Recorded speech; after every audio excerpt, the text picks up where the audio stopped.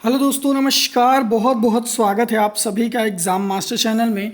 और शिक्षक भर्ती में 1,46,000 बच्चे पास होने के बाद एक बहुत बड़ा विवाद यहाँ पर स्टार्ट हुआ है ओवरलैपिंग को लेकर के कि सामान्य सीटों पर क्या ओबीसी और एससी में से ओवरलैपिंग होकर के सीटों पर कब्जा होगा।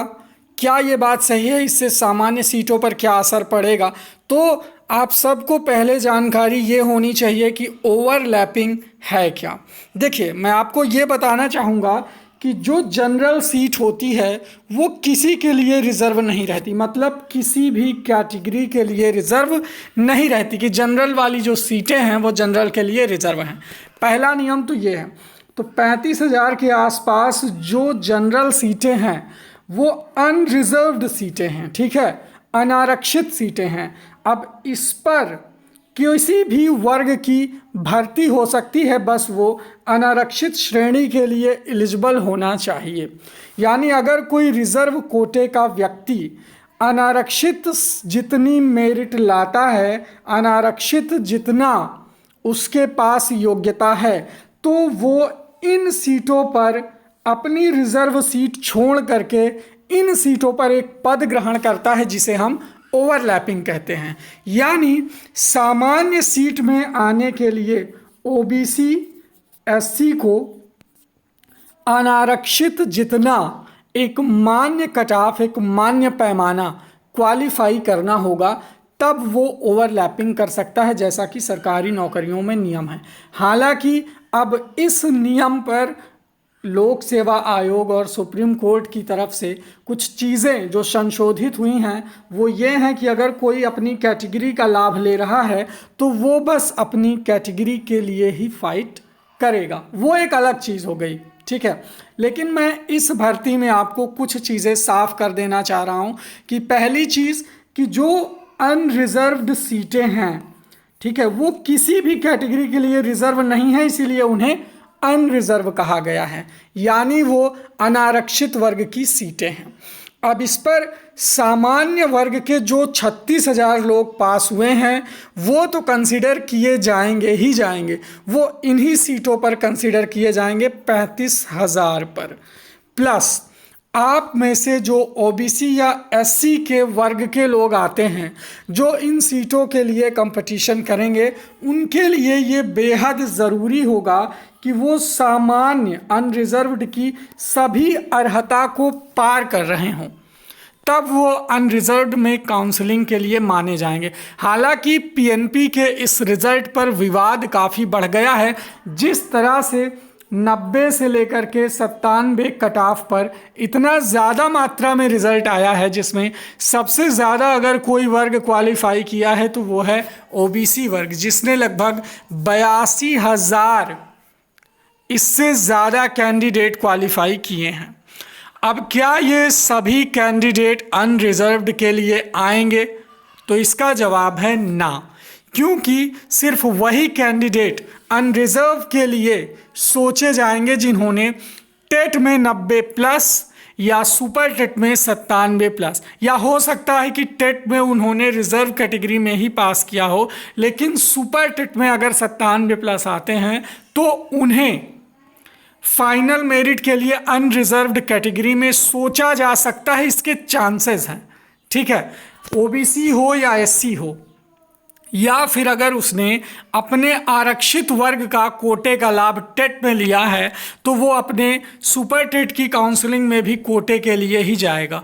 इसके लिए जो आगे काउंसलिंग की गाइडलाइन आएगी उसमें ये चीज़ स्पष्ट होगा कि ओवरलैपिंग किसकी किसकी होनी है, और रिजल्ट आने के बाद ये स्पष्ट हो जाएगा कि 97 प्लस पर कितने कैंडिडेट आ रहे हैं। अगर 97 प्लस पर मात्र यही 36,000 कैंडिडेट हैं तो जहां तक है कि पीएनपी ये जो 97 अनारक्षित वर्ग के लिए जो क्वालिफाइंग क्राइटेरिया है, तो जो इस क्राइटेरिया को पास करेगा वो किसी भी कैटेगरी का होगा, उसे अनारक्षित वर्ग के लिए चयन किया जाएगा, ठीक है। कंडीशन 1 ये हो सकती है कि भाई अनारक्षित वर्ग की जो कट ऑफ है वो 97 नंबर है, तो इससे या इतना नंबर लाने वाला वो किसी भी कैटेगरी का हो वो इसमें काउंसलिंग के लिए कंसीडर किया जाएगा और फिर एकेडमिक मेरिट जोड़ करके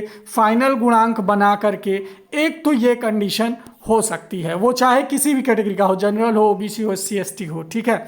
दूसरी कंडीशन ये हो सकती है कि अगर आपने यूपीटीईटी में ही 82 नंबर से लेकर के 89 नंबर तक का रिजर्व कैटेगरी का लाभ लिया है, ये दूसरी कंडीशन हो सकती है, इसकी प्रोबेबिलिटी मैं आपको बता रहा हूँ।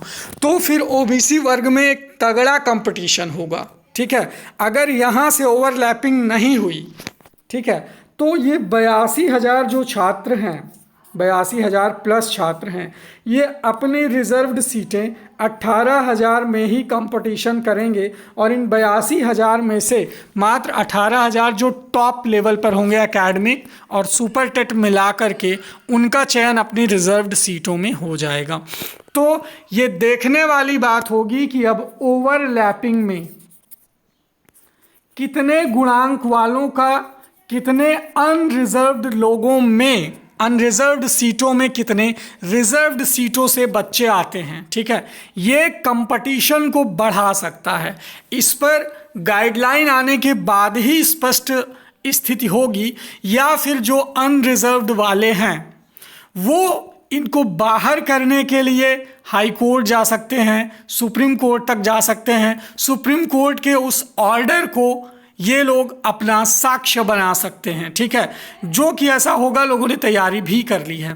तो इसके लिए पीएनपी को एक ज़रूरी दिशा निर्देश के साथ कि ओवरलैपिंग का क्या मानदंड होगा, ठीक है, ओवरलैपिंग का क्या मानदंड होगा और कौन सा वर्ग कितना सीटें अनरिजर्व्ड में लेगा, ये रिजल्ट और गाइडलाइन आने के बाद कंफर्म होगा, ठीक है।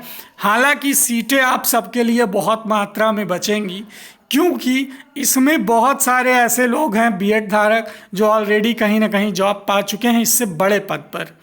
इसमें बहुत सारे ऐसे शिक्षा मित्र हैं जो चयनित हैं, जिन्होंने डर से फॉर्म डाल दिया था और क्वालिफाई कर गए। 68,500 के बहुत सारे बच्चे हैं जो होम डिस्ट्रिक्ट पाने के लिए इसमें फॉर्म भरे थे और दोबारा क्वालिफाई कर गए हैं। तो सीटें बचेंगी ऐसा नहीं है, लेकिन अब इस विषय में ओवरलैपिंग की क्या स्थिति होती है, ओबीसी एससी से कितने छात्र अनरिजर्व्ड में आते हैं या कितना गुणांक सेफ रहेगा, इस पर अगर चर्चा की जाए तो अभी तक जनरल में जो बताया जा रहा है कि भाई 70 प्लस वालों का सेफ है। हालांकि अनरिजर्व्ड में बहुत ज़्यादा लोग पास हुए हैं, ओबीसी में, अनरिजर्व्ड नहीं ओबीसी में 82,000 प्लस लोग पास हुए हैं। तो सबसे तगड़ा कंपटीशन इन्हीं लोगों के बीच होगा। सबसे ज़्यादा अगर कोई बाहर होगा तो इन्हीं लोगों में से बाहर होगा, ठीक है। मान लीजिए कि 82,000 में से 18,000 की तो रिजर्व सीटें हैं, कुछ लोग ओवरलैपिंग में चले गए 10-5,000, बाकी 50-60,000 लोगों को इसमें बाहर होना ही होना है, ये तय है, जान लीजिए। क्योंकि अगर मान लीजिए कि 90 से 96 के बीच में ये लोग हैं तो वैसे भी अनरिजर्व्ड के लिए ये कंसीडर नहीं किए जाएंगे। तो कुल मिलाकर के बात इतनी है, रिजल्ट आने दीजिए, इंतज़ार करिए, फिर जैसे गाइडलाइन जारी होगी उसके हिसाब से ना जनरल को टेंशन लेने की ज़रूरत है, ना ओबीसी को, ना एससी को।